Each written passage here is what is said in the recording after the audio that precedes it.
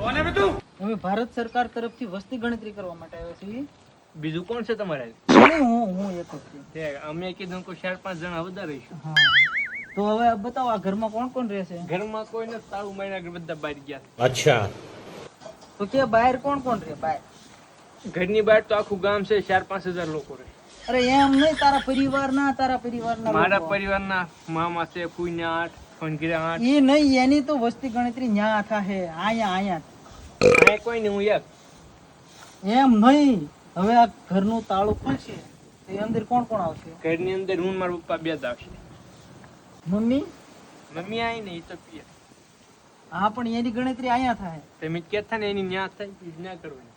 એના લગ્ન આયા થયા તો એની ગણતરી આયા થાય. એમ તો મારા પપ્પા લગન ઈ ન્યા જ. તારા ઘરમાં કેવો કોઈ મોટો? ઘરે તાળું માર્યું કોઈ નથી.